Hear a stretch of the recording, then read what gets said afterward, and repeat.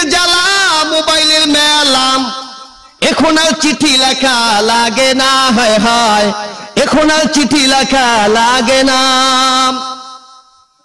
আরে মেয়ে সারা রাত জাগিয়া ফোনে কথা বলিয়াম, লেখাপড়া মেয়ের ভালো লাগে না, হায় হায় লেখাপড়া মেয়ের ভালো লাগে না।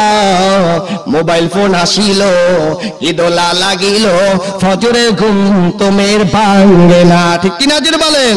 দেখবেন এমন মেয়ে আছে ভাত খাইতে পারে না, কিন্তু মোবাইল একটা চালা 20,000 টাকা দাম, আছে না নাই? পেটে বাজ্জাই থাক পরনে নাই থাক, পেটে বাজ্জাই থাক পরনে নাই থাক, মোবাইল ছাড়া মেয়ের চলে না, হায় হায় মোবাইল ছাড়া মেয়ের চলে না। মোবাইল ফোন আসিল কি দোলা লাগিল, ফজরের ঘুম তো মেয়ের ভাঙে না। ঠিক কিনা জোরে বলেন? আরে ছেলে থাকে গাড়িতে, মেয়ে থাকে বাড়িতে, মোবাইলে মোবাইলে কথা হয়, হায় হায় মেসেঞ্জারেতে কথা হয়। মোবাইল ফোন আসিল কি দোলা লাগিল, ফজরের ঘুম তো ছেলের ভাঙে না, আছে না নাই? দয়াল বাবা কিবলা খাবা আইনাল কারিগর, আয়না বসাইয়া দে মোর কলবের ভিতর, বাবারে আয়না বসাইয়া দে মোর কলবের ভিতর, আছে না নাই? বাবার নাম কি আল্লাহর ছবি, আছে তার হাতে মারফতের কলি। আরে বখতে কলব হয় নুরানি করিলে নজর বাবারে, বখতে কলব হয় নুরানি করিলে নজর বাবারে। আয়না বসাইয়া দে মোর কলবের ভিতর, বাবারে আয়না বসাইয়া দে মোর কলবের ভিতর, বাবারে, আছে না নাই? আছে।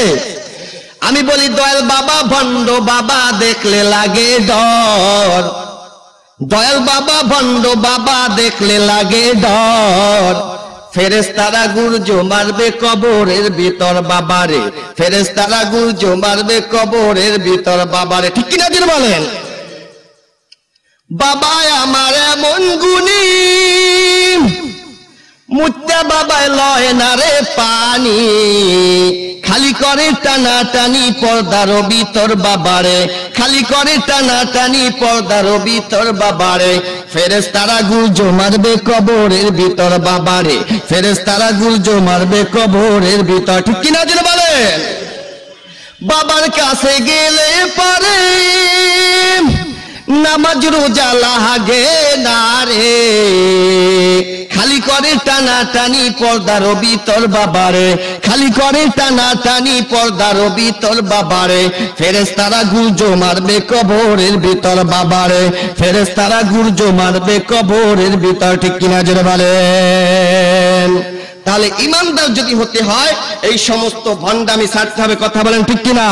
আমার ভাইরা আমি বলতে চাই, যেই পীর নামাজ নাই, যেই পীরের কাছে রোজা নাই, ইসলামী আন্দোলন নাই, যেই পীর পর্দা করে না, ইসলামী শরীয়ত মানে না, এটা পীর না, এটা শয়তানি ইহুদি খ্রিস্টানদের দালাল, কথা বলেন ঠিক কিনা? তাহলে ইমানদার হতে হলে সমস্ত ভণ্ডামি এইগুলো ছাড়তে হবে, শিরক ছাড়তে হবে। কুরআনুল কারীম জানিয়েছেন আল্লাযীনা আমানু ওয়া লাম ইয়ালবিসু ঈমানাহুম বিযুলমিন উলাইকা লাহুমুল আমনু ওয়া হুম মুহতাদুন। যারা ঈমান আনলো তাদের ঈমান কি শিরক যারা মিশ্রিত করলো না, আমার আল্লাহ রাব্বুল আলামিন জানিয়েছেন তাদের জন্য আছে নিরাপত্তা, তাদের জন্য আছে আল্লাহর পক্ষ থেকে হেদায়েত। তাহলে মুমিনের 1 নাম্বার গুণ হলো তারা শিরক যুক্ত ঈমান আনবে, তারাই সফল কাম হয়ে যাবে, কথা বলেন ঠিক কিনা? মুমিনের 2 নাম্বার গুণ কুরআনুল কারীম জানিয়েছেন আল্লাযীনা হুম ফি সালাতিহিম খাশিউন। মুমিন তো তারা খুশু খুজুর সাথে নামাজ আদায় করে যারা, কথা বলেন ঠিক কিনা? ইমানদার যখন নামাজ পড়বে, মুমিনরা নামাজের মধ্যে এদিক সেদিক তাকায় না, মুমিন নামাজের মধ্যে দোকানের হিসাব করে না, মুমিন নামাজের মধ্যে মশা মারে না, মুমিন নামাজ পড়বে একমাত্র খুশু খুজুর সাথে আল্লাহকে রাজি খুশি করার জন্য, কথা বলেন ঠিক কিনা? আল্লাহর নবী সরকার দু আলম নবী বিশ্ব নবী সাল্লাল্লাহু আলাইহি ওয়াসাল্লাম জানিয়েছেন আন তা'বুদাল্লাহা কাআন্নাকা তারাহু ফাইন লাম তাকুন তারাহু ফাইন্নাহু ইয়ারাহু আও কামা ক্বালা an-নাবিয়্যু আলাইহিস সালাতু ওয়াস সালাম।